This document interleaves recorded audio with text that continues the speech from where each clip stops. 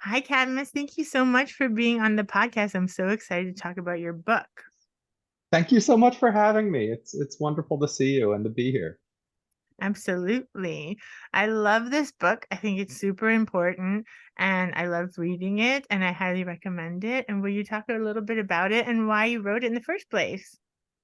Yeah, for sure. Let me hold it up. This is the second edition. So it's just been published in the second edition. It's been out for a little bit before then. Um, but it's called True to the Earth, Pagan Political Theology. And how to sort of start. The basic insight or the basic argument is this, that every society goes through a period before they have writing. Right now, how writing gets spread throughout the world and so on and so forth is a messy, complicated story. But every society has an oral period, right? A period before they have writing. And a lot of my work in philosophy, I'm a professor of philosophy, deals with the effect that writing had on human thought and human experience of the world. So once you have a culture that is fully immersed in literacy, in writing, it changes how we think and how we can think. So I was doing this kind of stuff before just to help me understand ancient philosophy, pre-Socratic philosophy, and to understand Plato and this kind of stuff. But I started to realize I'd already had a pre-established commitment to paganism, to polytheism. I'm a polytheist. And I started to realize that a lot of what on a deep philosophical level I identify as pagan or polytheist sort of worldview or insights, a lot of those things derive from the strata of society that is oral, right? From the way that we think naturally before we have writing sort of changing our way of experiencing the world and thinking. So the argument is that if you go back and you look at the oral sort of period in a society's history, you'll see the insights and the experiences that give rise to polytheism and paganism.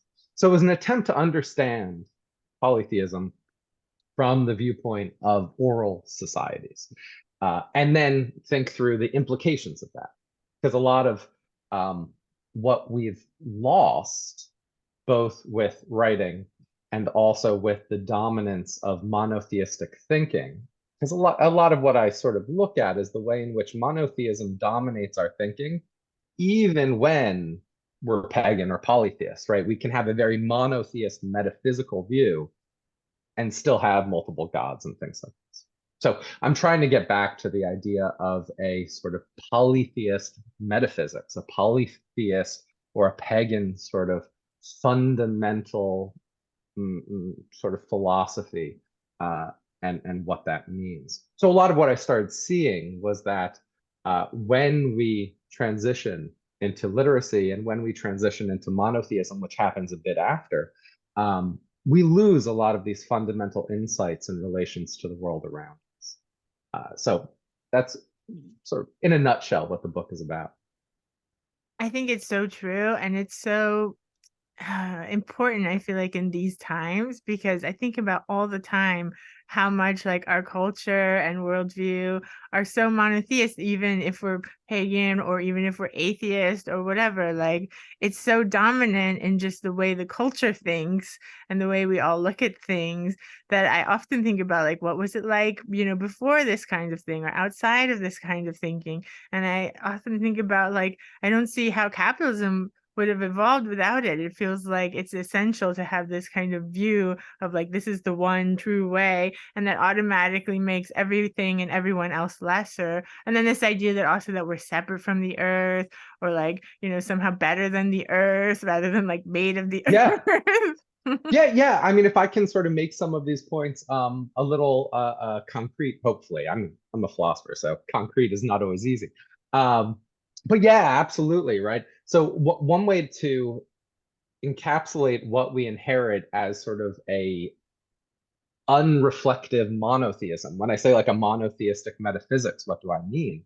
Well, key aspects of it are the idea that existence, let's say the universe or the cosmos, I prefer the term cosmos for various reasons, but let's say existence can be in some sense totalized, right? In other words, we can understand it as all, let's say, made up of the same stuff. whatever that may be.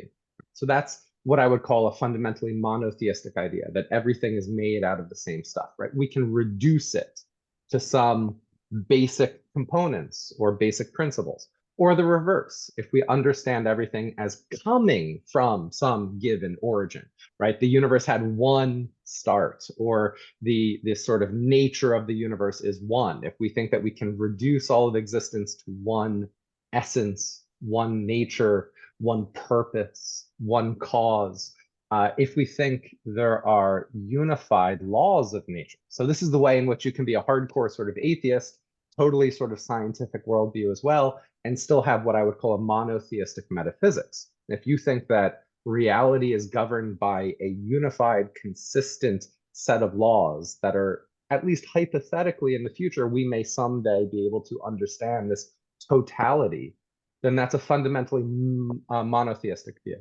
Right. So my argument is that a sort of pluralistic polytheist sort of pagan view is that the universe is plural, is multiple, right? In other words, there are multiple essences, there are multiple truths, right? There are multiple origins, right? We will never come to the one final right picture of the universe because there are many multiple and sometimes conflicting, sometimes not truths about the universe. The universe itself, existence itself, is not consistent. I think that this is a fundamental insight of polytheism, right, and sort of paganism, and this grows out of sort of oral ways of understanding and seeing life. So to make the transition to capitalism, this is why pagan political theology, where's the politics come from? Well, mainly because when you follow these things through, you see that our worldview, whatever worldview you have, has social, political, and economic implications. And this was a fight I had been fighting for a long time, because you find a lot of folks who say things like, look, like religion should have nothing to do with politics. And there's an argument for this, right? Mainly in terms of you shouldn't use religious justifications for political policies when you're talking at the level of what laws should be in place, what should we vote for, so on and so forth.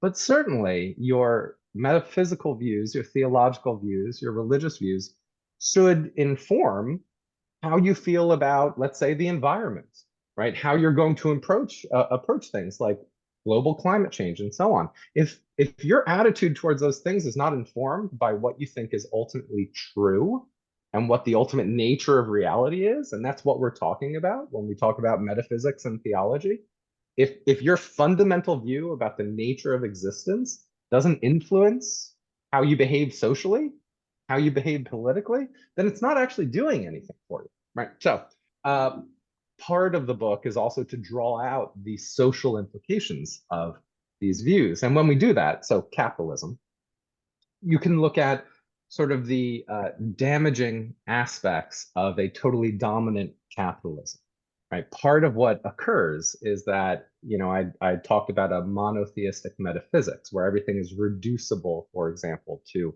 some one way of understanding things. We can understand this, for example, in the idea that, and this is sort of very important for certain approaches to science, but the idea that everything can be quantified, right? Everything can be measured in terms of numbers. Everything can be made mathematical. Now, it's one thing to say that everything can be made mathematical. It's another thing to say that everything can be made mathematical, and this is the ultimate nature of it, right? That this gets at the truth, right? So, for example, I'm feeling love towards someone, right? This may be measurable in terms of some sort of events in the brain and chemical composition and so on and so forth. But to think that that mathematical breakdown of it actually captures the full essence and meaning of love is to miss something fairly fundamental, right? So we can say, look, there's a mathematical approach for sure, just like there's a neurophysiological approach for sure. But to think that that's the final answer or the ultimate answer or the reductive sort of totalizing answer, that's the mistake. And that's what happens when capitalism becomes our metaphysics, right? In other words, when we think that everything has a certain market value and that the value of a thing is its market value, right? Everything is reducible to something like what people are willing to pay for it, and so on, right? Um, One way to think about this is to think in terms of value. I talk about the word value and the concept of value in the book quite a lot. Uh, and what's interesting is that when you have a polytheist perspective on existence, right? When you have a pluralistic perspective on existence, then values will be multiple. And this is actually how oral societies sort of experience value. If you trace back the sort of roots of the word value, value ties into things like fire, light, and shining, right? Almost literally shining. When we see value in the world, we see something shining out to us, right? It's a call. It's a way in which the world glows and calls to us and says, look, this is important, right? Whether for good or bad, right? This is what the experience of value is. It's the experience of meaning. And in a pluralist sort of polytheist context, meaning is multiple, right? Like, what's the importance of a thing? What's the value of it? What's the meaning of it? There'll be different answers depending on individual perspectives, but also depending on what matters to each of us, right? The way in which the world has reached out to each of us, the things that we are each part of, right? The world begins to shine in different ways, right? Value shines in different ways for us. But when everything has to be reducible to market value, right? When everything has to be understood in terms of exchange and how these exchanges sort of can occur, right? We are flattening the complexity and the diversity of value. And there's a pressure to do that, right? Think about sort of the contrast between the idea of someone being practical versus someone being sort of romantic, right? Like, sure, like a poem has some sort of value, but it's sort of romantic to really focus on the value of it aside from what it can get you as an author, right? When you publish it, right? When you reach an audience, when they pay you for it, that's the value of it. To think beyond that is kind of unrealistic and romantic. We can do it, but it doesn't really mean very much, not as much as like the paycheck you get, right? That's sort of what flattened value looks like. And this can even, sorry if I'm sort of dominating, I can pause in a No, this second. is your show. Go. I want to hear. We can even think about this in terms of interpersonal relationships, right? So, I mean, obviously, you talk to a lot of people who are involved in sort of counseling, right? And sort of that aspect of it. And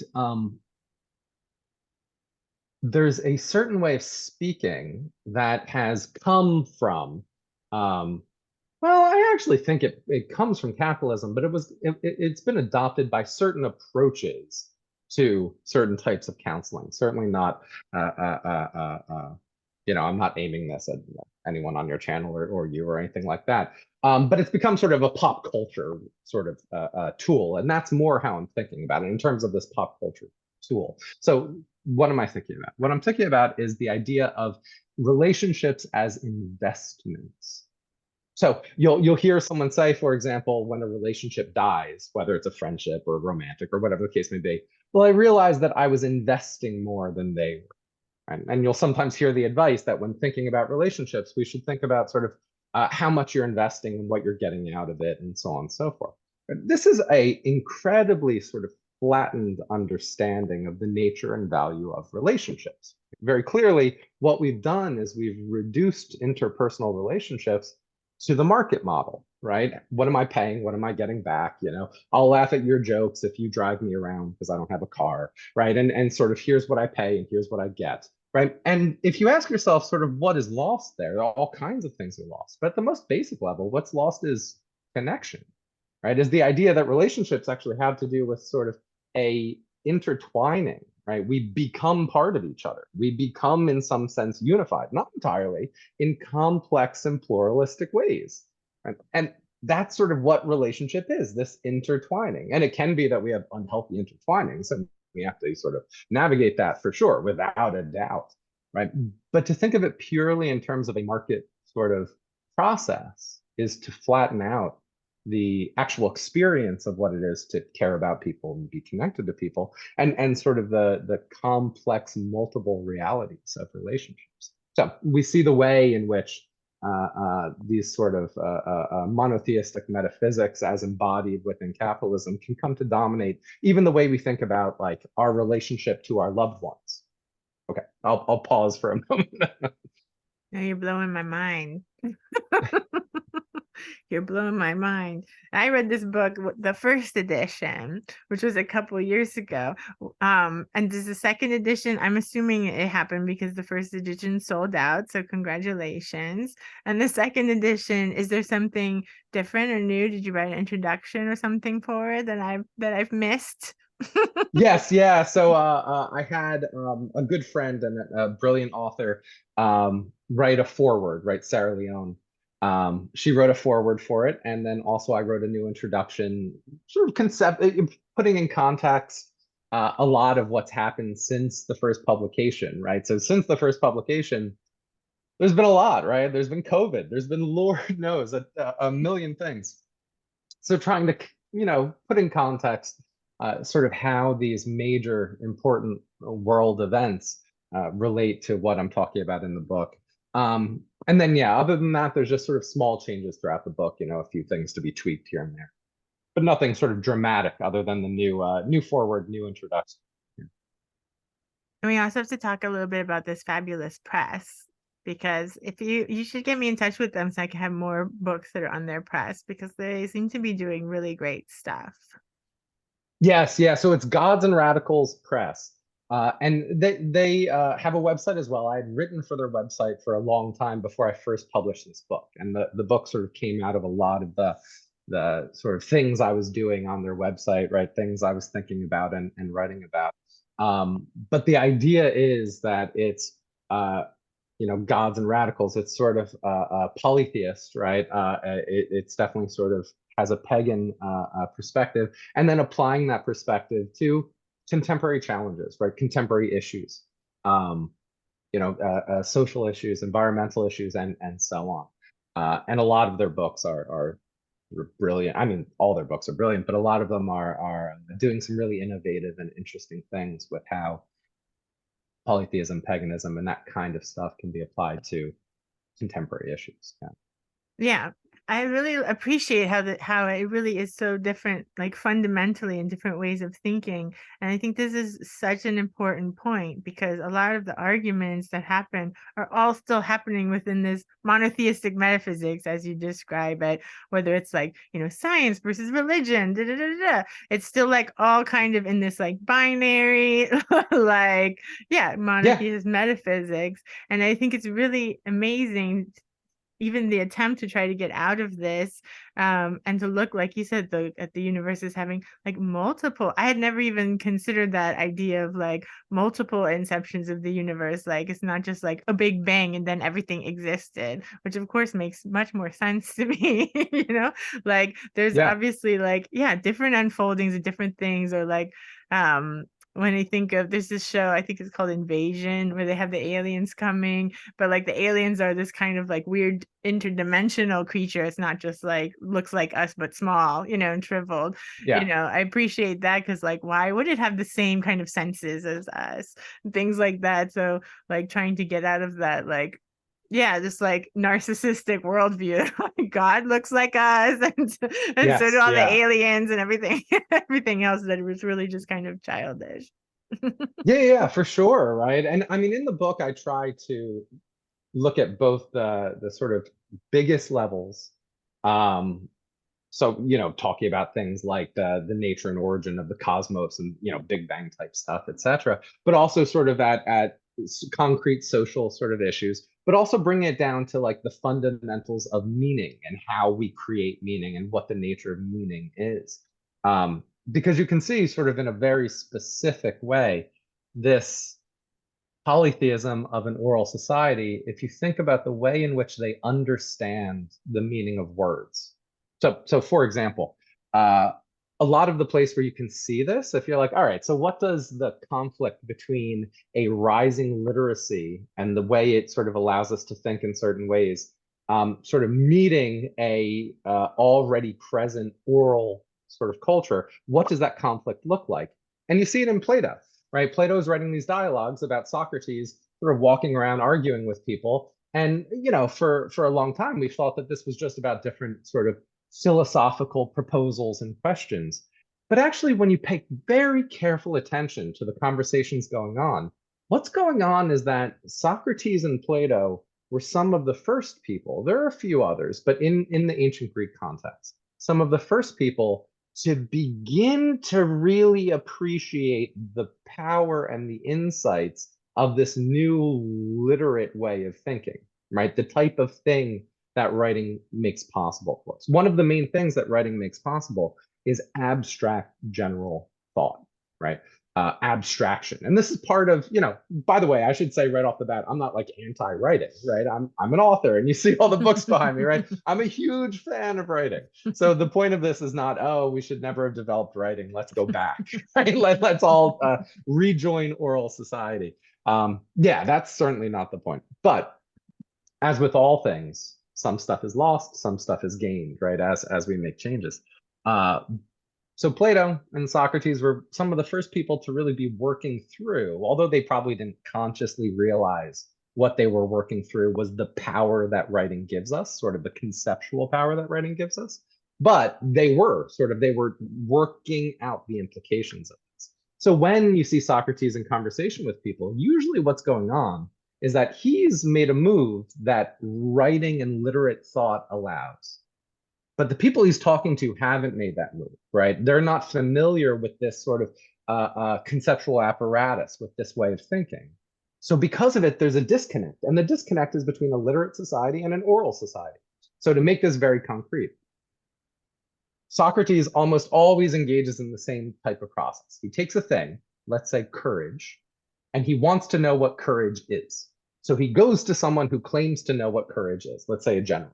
And he says, "You're a great general. I've heard that you know what courage is." And the general says, "Of course I know what courage is." And Socrates says, "All right, tell me, what is courage?" And the same move happens almost every time. The person Socrates is talking to gives examples, usually examples from oral poetry. So they'll say, "Oh, courage is when Achilles on the field of battle, fighting outside of Troy, did this thing." Or courage is this other famous hero, and when this hero did this thing, right? And Socrates has to say, no, no, no, no. I don't want examples. And when you look at the actual Greek, the Greek is torturous in the same way that the English is torturous. Socrates usually says, what I want is to know what courage is in itself, by itself. In itself, by itself. So if that phrase, you're just like, what the hell does that mean? The Greeks did the same thing, right? Socrates has invented this new phrase because there was no word for in general, right? There's no word for what is the definition of courage. The concept of a general definition doesn't exist, right? So what does this mean? Socrates is looking for the essence or the nature of courage, right? Something like courage is, some general definition that can apply to every instance, every example. But within an oral society, that's not how we understand words, right? That's not how we understand the nature of courage or dogs or anything like that.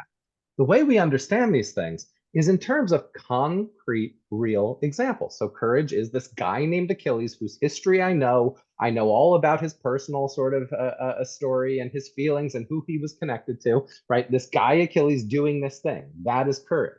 And if you say, well, then how do I apply that to someone else? Right? You go, oh, well, there's this other example. Courage is also when this thing happens, and courage is also when this thing happens.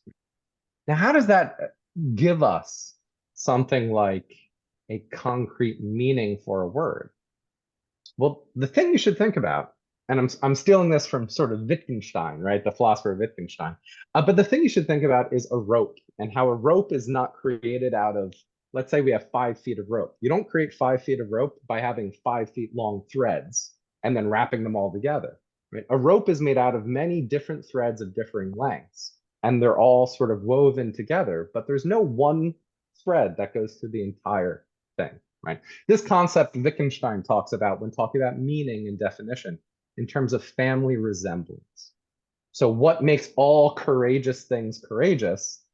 Wittgenstein would say it's family resemblance, right? They share aspects, but there's no one aspect that runs through them all, right? There's not the one general characteristic that makes all courageous things courage.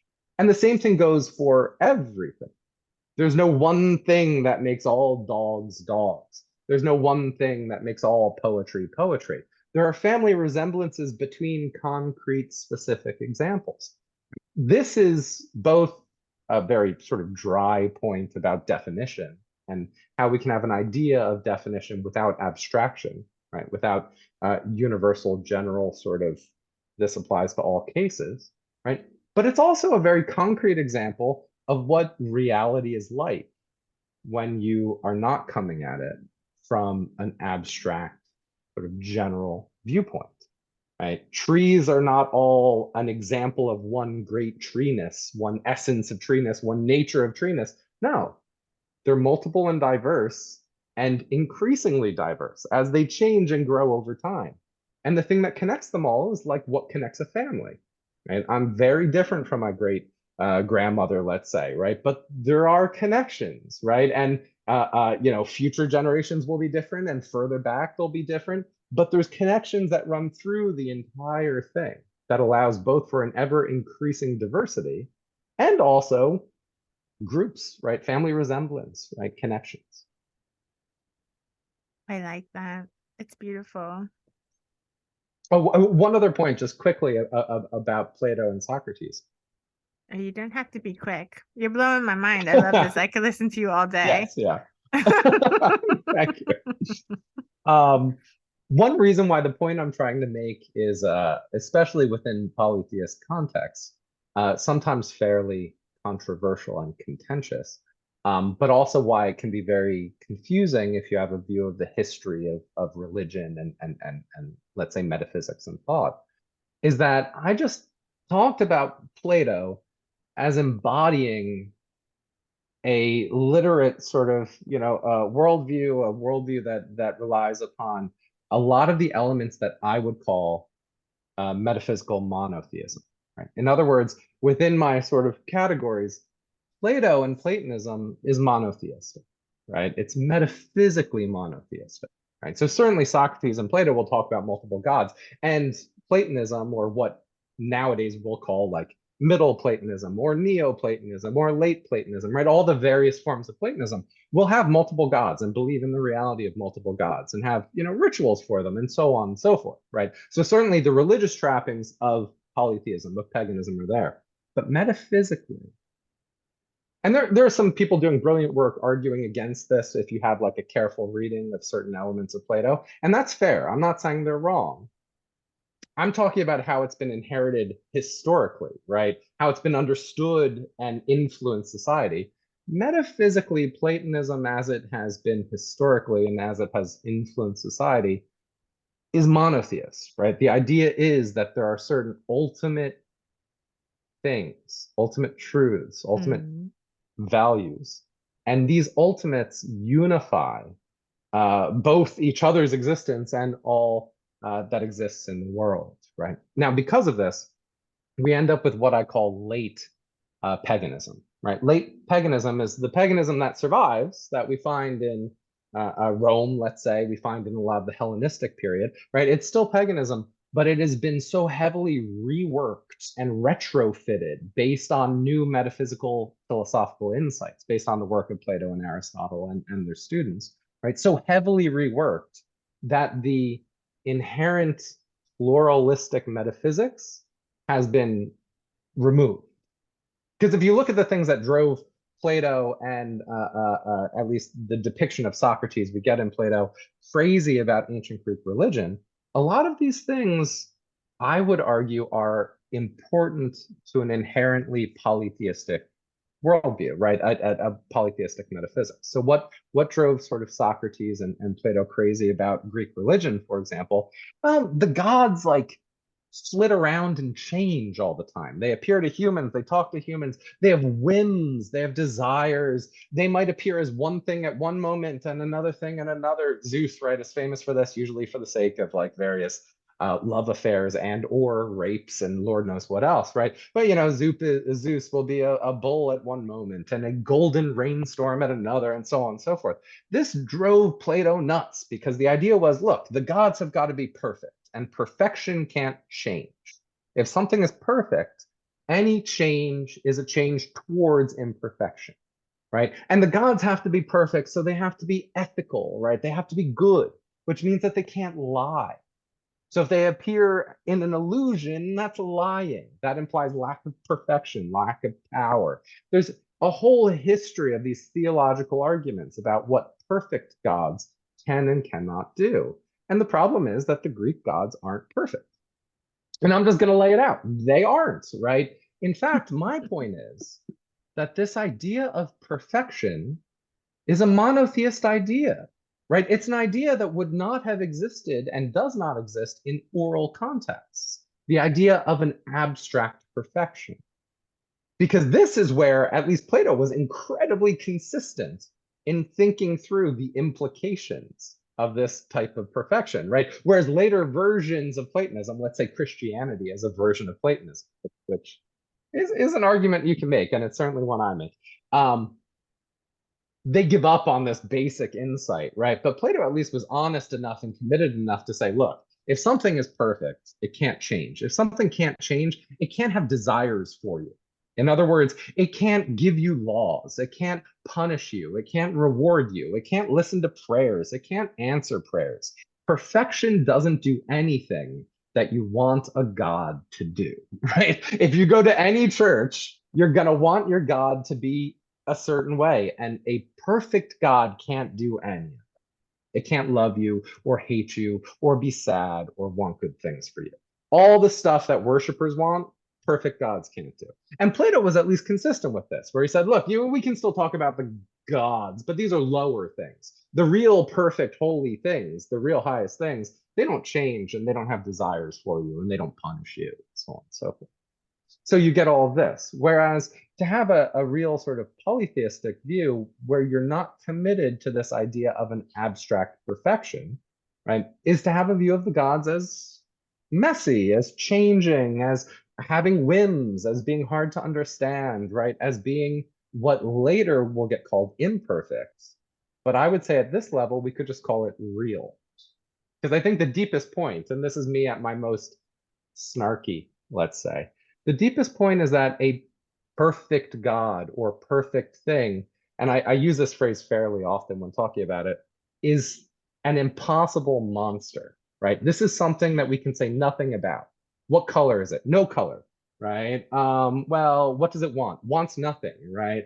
Well, you say it's perfectly good. What does that mean? Well, it's not good like any good you would know, right? It's not good like I can have a good cup of coffee. It's good in a sense that I can't say anything about.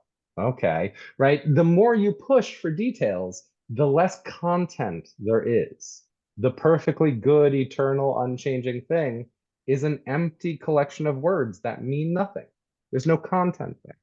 Right? So on the one hand, right, we can have this sort of monotheistic metaphysics where it says, look, the divine thing has to be perfect and these things aren't perfect. But on the other hand, you could have sort of, this is turning the oral view back on this view. You could say, I'd prefer my gods to be real, right? In other words, to have some sort of meaning, to have some context. I sometimes call this the problem of personality, right? We want something to have a personality, to have characteristics, and we can't get any of that from perfection, right? So if we wanted to have content, so I at one point I comment that I wish Socrates's interlocutors, the people that talked with Socrates, were a little bit smarter than they were. Because there are moments where like he gets them in a corner and he wins this fight. And there are plenty of moments where a sharper polytheist would say, you know what, you're right. And that's because your idea of perfection is empty and meaningless. So there's that sort of move. I'll pause for a moment. I love this, and it's making me think this is what We need more pagan philosophers and psychoanalysts. Because also it fits so well with psychoanalysis because in the unconscious, everything can coexist. Things can contradict, you know, it doesn't matter because it all exists in the unconscious. And of course it does. And of course it does. Why? Because it all exists in the cosmos too. like Yes. like you can't, yeah. So like I think it all fits together really well. And I'm actually feeling a feeling that I haven't felt in a really long time, but, like, inspired to write something about this. So thank You you, should. You Cadmus. absolutely Like, should. maybe we can write something together for the Fenris Wolf. I would love to, That right? would be That really that would fun. be amazing. Yeah, that would definitely be fun. That'd be great. I Yeah, I love mean, as you know, in doing the kind of philosophy I do a lot of um, 20th century existentialism phenomenology, but then I also do a lot of sort of postmodern stuff as well. And really important for all of that is, of course, Freud and Lacan, right? So I spend plenty of time reading and writing about Lacan and thinking about Lacan. I teach queer theory classes amongst my philosophy classes, and obviously talking about Lacan and sort of where his thinking goes and other thinkers such as like Judith Butler, etc., is really important. So I agree, and part of what inspired me originally in this project was noticing that a lot of the insights that types of postmodernist thinkers were having and existentialist thinkers were having of a certain type and phenomenological thinkers, a lot of their insights overlap with how I understood polytheism, which overlaps with what an oral society would think. So there definitely is meant to be overlap and resemblance. absolutely. And I often think about, like, whenever I see, like, Orishas or different polytheistic gods, it's like, it's so much richer and, like, yeah, true to human experience, like, you can see yourself in these kinds of different aspects, and even, like, the Orishas have all different aspects to them, and things like that. It's Yeah. like things are so layered and multiple, and, that's my kind of psychoanalysis where it's like everyone evolves in their life the way they develop because that's the way they develop. And there's no way that's, like, correct and wrong than one way or the other. It's like if someone's suffering, and they want help to fix something, change something, alter something, adjust something so that they don't feel like they're suffering. Okay, we can help work with that. But like otherwise, you shouldn't want to change anybody or like decide that something is pathological versus healthy because if it's not bothering the person or they're enjoying it or that's the way they are, then like that's the way they are and leave it. So it also gets out of that kind of conundrum of like what's pathological and what's not. Yeah, absolutely. I mean, so this is a dangerous move for me to make since I know both you and your audience are experts very often in Lacan and his thinking. But what comes to mind a lot is the idea that there, quote unquote, is no sexual relationship, right? And I know that this can be interpreted many ways. So I'm not presuming sort of expertise in Lacan. Uh, but part of what this points to is the sense in which every time we have a sexual relationship, we're inventing it, right? There's no preordained structure that is dictating how we end up relating to each other, or even relating to ourselves, right? In that context. Right? And there's a sense in which we are without essence when it comes to that subject, right? We have to invent, and we're sort of condemned to invent, right? In every sort of way in regards to that. So yeah, I think that this overlaps a lot with some of my thinking in terms of polytheism, right? Again, there are family resemblances, there are connections, but there is no preordained way it should be, but there's also no natural way that's being sort of dictated to us that sort of is what we could choose to follow or should choose to follow. There's always an element of um, contingency, of accident, of sort of the real. Right? Yeah, and I'm even like that with my psychoanalytic theory because like that's fine if there's people who want to debate what someone meant, like what Lacan meant when he said this or that. The fact is with Lacan, he wrote very little compared to what he spoke. And even what he Oh yeah. spoke is like recorded on different recorders of people's notes. And like, it's all like put slapped together and then edited by one person who decided to edit it one certain way. So it's all up for debate in itself. But I like to just say, like, what did you get out of it? Like, what did you take that to mean? Because that to me is much more interesting. That's the analyst in me. Like, it doesn't matter what Yeah. I Yeah. really said or what Lacan really meant when he said something. It matters what you took from it or you took it to mean. That's what's Yes. interesting. Yeah. Yeah. And I mean that That's leads to a also whole this sort of, polyistic view. yeah, precisely, right. And it leads to this sort of very rich way of reading texts in general, or engaging with anything, right?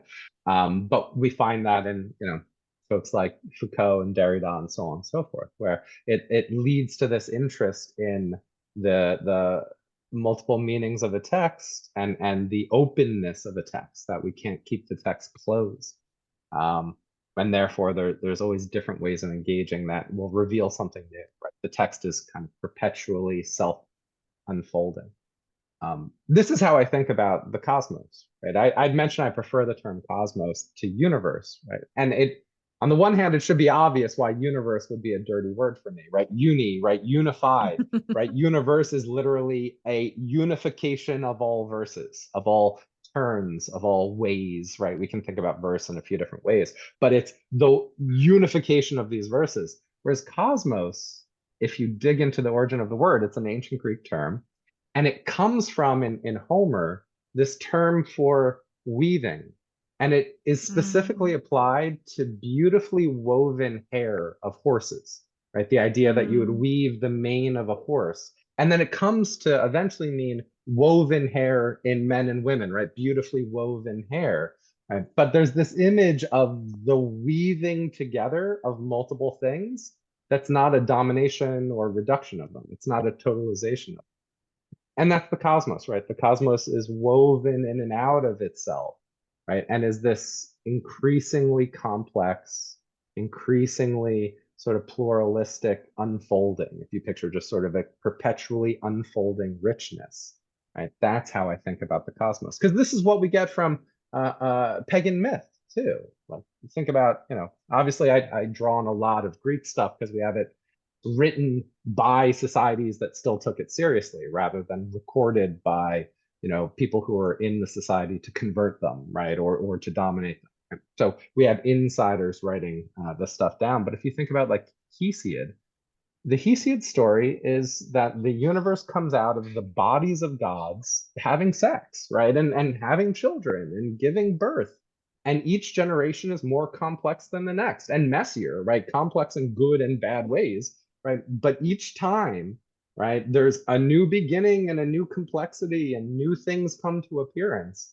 And if you follow that through, it keeps going, right? It's not just like, oh, and then there was Zeus, and Zeus had kids, and that's the end of the story, right? The world continually unfolds in that complexity, right? Giving birth to new things, to AI, and so on and so forth, right? New things come to be in various and complex ways. yeah, that's really great. I'm really into this, Cadmus. I'm gonna reread your book now. It's really good. I remember I loved it the first time, and now I'm having insight inspirational poppings everywhere. Yeah, and Gotta we'll write it we'll have to down. talk about putting something together for feminists.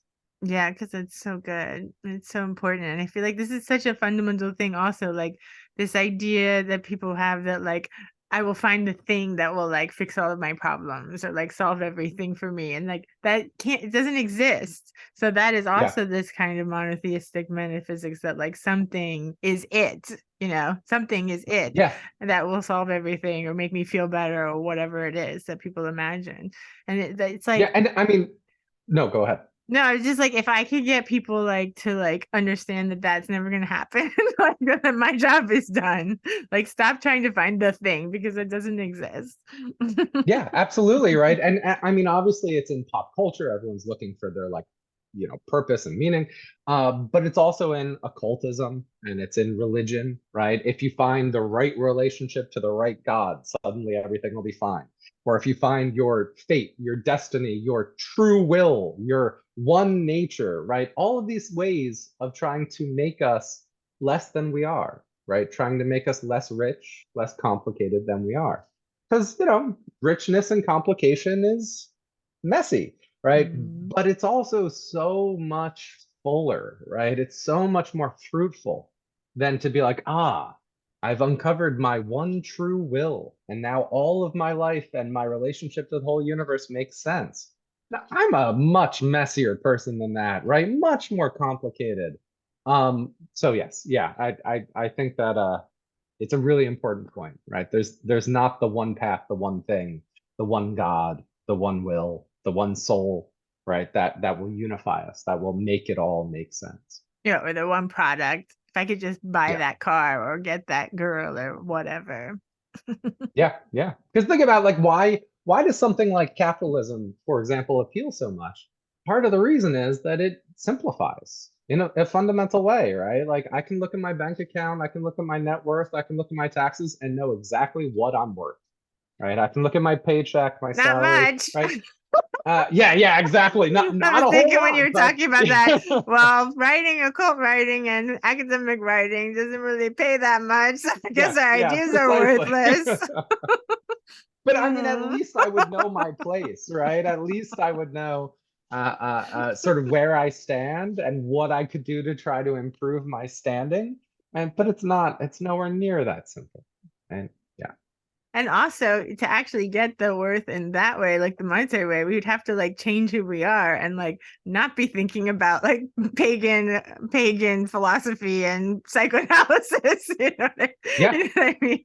We'd have to be like writing, detective stories or something, which which I do from time to time. But yes, yeah, yeah, yeah, absolutely.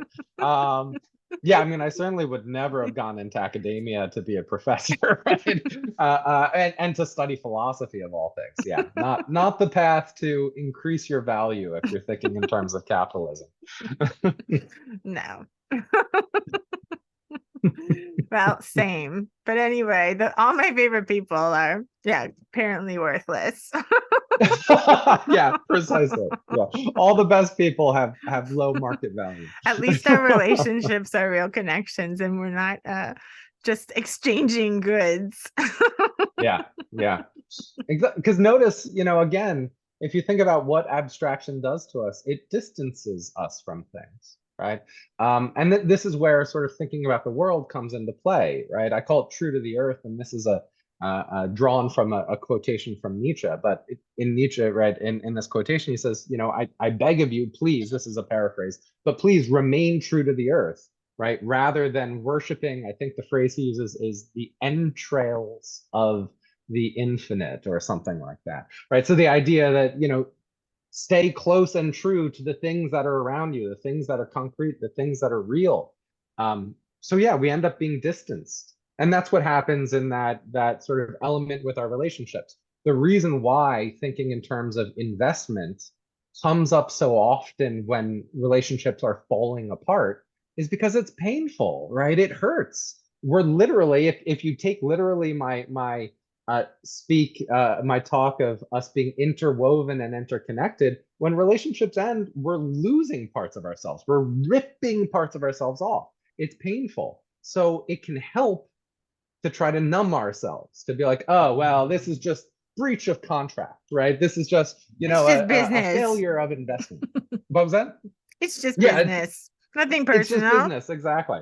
Yeah, and I mean that doesn't heal the pain, right? But it can give us enough distance, right? So it makes sense why that would be influential when we need distance.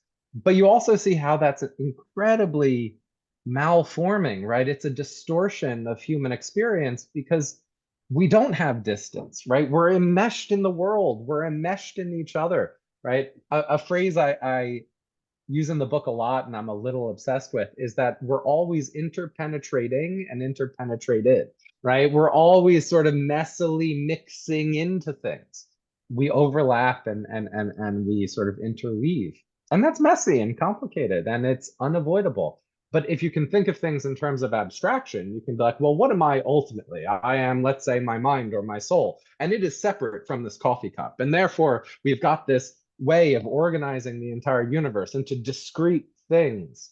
And that's an illusion, right? I mean, we flow in and out of the entirety, right? It's all sort of mixed together and interwoven. Absolutely. Well, I love this conversation, Cadmus. Yeah, this has been a lot of fun. I'm so glad you came. You'll have to come back again soon. Oh yes, yeah. Anytime, let me know. I love it. This has been a lot of fun. And I miss you. I miss you too, and you have to come visit now. Yes, yeah. I'm committed now. I'm definitely coming one way or another. Yes. A European trip is in order. Nice. I love it. Is there anything else that you wanted to mention before we wrap up that we didn't get to? Anything you're working on now or anything else coming up? Yeah, so I'm actually I've recently published a paper in Conjure Codex 5, which is on this is very specific, so it may appeal to some folks but not others. But it's on ancient conceptions of necromancy and what it teaches us for sort of contemporary views of our relationship with, let's say, death and the underworld. So I mean, the basic argument is that necromancy always involved, the Greek term is katabasis, right? An actual going down, right? So you can't like call forth a ghost, right? You actually have to enter into the underworld in some way. And then it's an argument that this is a way to think about a lot of contemporary sort of practices relating to death in the underworld, right? That we're always sort of crossing over that boundary, that permeable boundary between life and death. So there's that. But the other thing that I've been up to is I'm putting together, it's not done yet, otherwise I'd give you a reference, but I'm putting together a website where I can gather together classes I've taught. Because for years now, I've taught for the Salem Witchcraft and Folklore Festival pretty much every year, yeah. I also just finished giving a keynote address at the Astromagia conference, which is a conference on astrological magic. And I've been I've given a keynote address there every year they've existed. I think this was year 3 or 4. So I want to gather together all of these resources and make them available to folks. So I will have a website eventually with all my classes sort of available for purchase, most of them. But it's not done yet. That's a work in progress.